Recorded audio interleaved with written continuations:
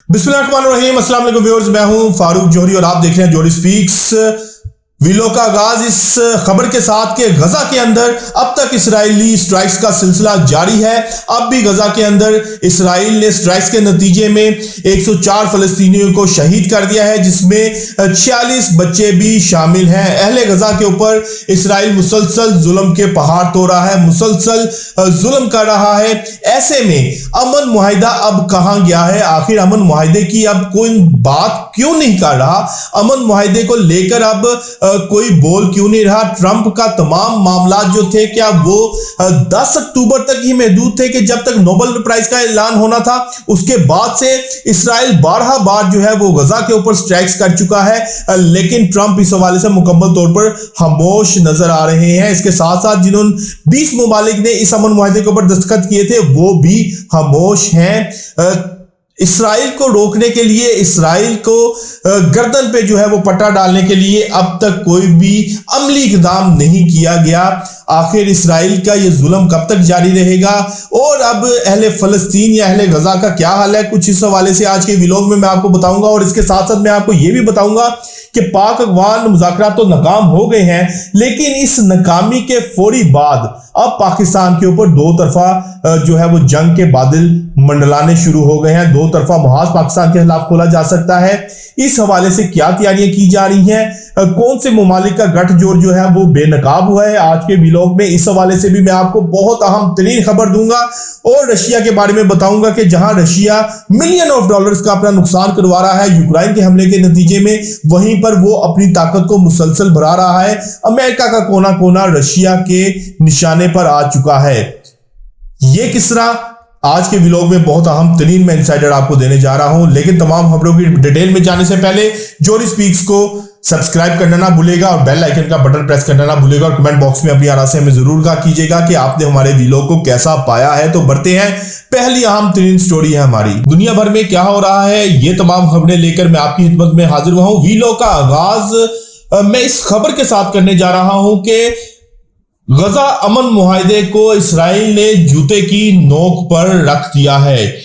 Trump का अमन मुआहिदा मंसूबा था जिसको अब इसराइल मुकम्मल तौर पर जूते की नोक पर रख रहा है। आज भी गजा के अंदर इसराइल की जानिब से स्ट्राइक्स की गई, जिसके नतीजे में 104 फलस्तीनी जामे शहादत नोश कर गए, जिसमें 46 बच्चे भी शामिल हैं। अब सवाल यहां पर यह पैदा होता है कि अब ट्रंप की जुबान उसके मुंह के अंदर क्यों बंद है? इस बड़बड़ियत के ऊपर ट्रंप की जानिब से लबकुशाई क्यों नहीं की जा रही? आखिर क्या वजह है कि ट्रंप जो है इस तमाम मामले को लेकर मुसलसल खामोशी का शिकार है और इसके ऊपर कोई बात करने के लिए भी तैयार नहीं है? इस मुआहिदे के ऊपर 20 मुमालिक के सरबराहान के दस्तखत थे। उन 20 मुमालिक में से कोई भी मुल्क जो है वो बात करने के लिए तैयार नहीं है। क्या फलस्तीनी और अहले गजा को इसी तरह तन्हा छोड़ दिया गया है? ये बहुत बड़ा सवालिया निशान है। अहले गजा तो अपनी जंग लड़ रहे हैं, वो तो अपनी जानों का नजराना पेश कर रहे हैं, लेकिन रोज़े महशर बाकी मुसलमान क्या मुंह दिखाएंगे? इस हवाले से भी बाकी मुसलमान मुमालिक को जरूर सोचना होगा। ट्रंप तो चले एक गैर मुस्लिम है और कहा जाता है कि यहूद और नसारा मुसलमानों के दोस्त नहीं बन सकते, तो उसी के मज़दाक ट्रंप कभी भी मुसलमानों का साथ नहीं देगा। लेकिन जो मुस्लिम ममालिक हैं, जो 56 मुस्लिम ममालिक इस दुनिया में मौजूद हैं, आखिर उन्होंने अपने लब क्यों सी लिए हैं? क्यों नहीं जो है कोई इसराइल के हवाले से कोई मुनज़्ज़म पॉलिसी अपनाई जा रही? आखिर क्या वजह है कि इसराइली मुजालिम के ऊपर तमाम मुमालिक ने अपने लब सी लिए हैं?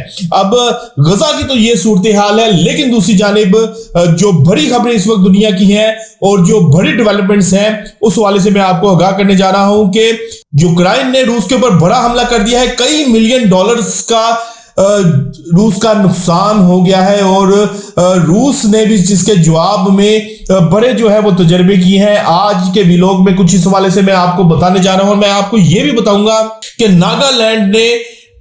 नागालैंड और भारत का जो मामला है, जो तनाजा है, वो शिद्दत अख्तियार कर गया है। अब नागालैंड के सरबराह ने भारत को क्या पैगाम दिया है, इस हवाले से भी मैं बहुत अहम तरीन खबर दूंगा। और भारत जो कि पाकिस्तान के अंदर बलोचिस्तान में दहशतगर्दों को सपोर्ट कर रहा है, दहशतगर्दी करवा रहा है। अब भारत के अपने हमसाये भी जो है और अपने भी जो मुख्तलिफ रियासतें हैं वो भारतीय हुकूमत की पॉलिसी से तंग नजर आ रही हैं। यूक्रेन ने क्रीमिया में रूसी फौज के एक अड्डे के ऊपर बड़ा फिजाई हमला किया है। यह फिजाई हमला ड्रोन्स की मदद से किया गया है, जिसमें रूसी अफवाज का तकरीबन $20 मिलियन जो मालियत का एयर डिफेंस सिस्टम था वो तबाह हो गया है।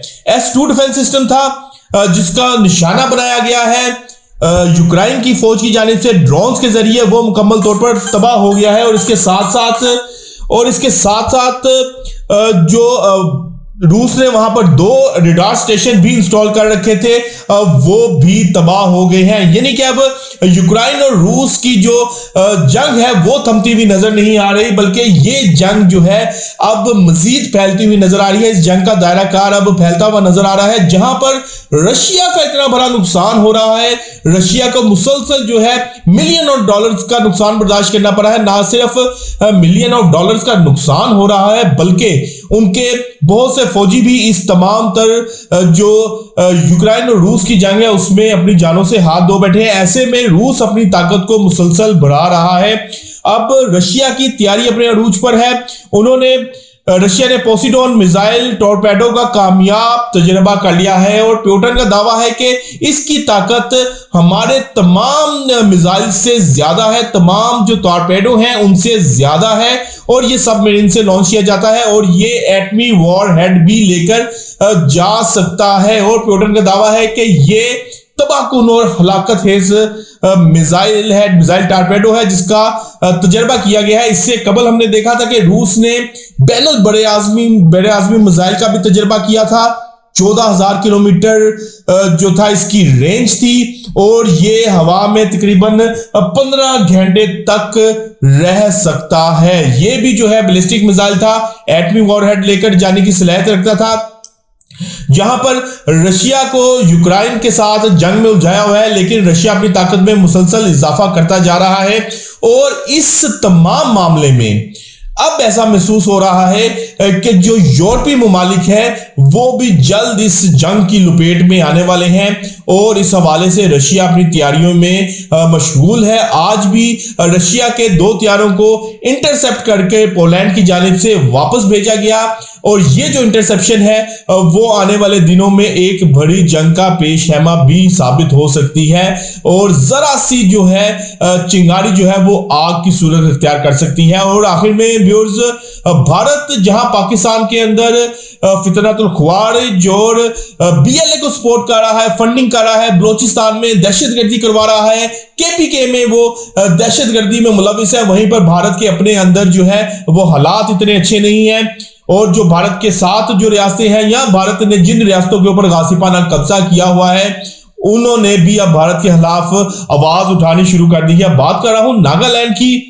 नागालैंड के सरबराह ने भारतीय हुकूमत को वाज़ेह तौर पर कहा है कि जमहूरिया नागालैंड पर अगर कोई शरअंगेजी की गई तो फिर इसका भारत को हम 2 टोक जवाब देंगे। और भारत को इस हवाले से वाज़ेह तौर पर कहा गया है कि हम भारत की किसी भी किस्म की शरअंगेजी का जवाब जो है वो पूरी ताकत से देंगे और हम इस तमाम सूरत हाल का डटकर मुकाबला करेंगे।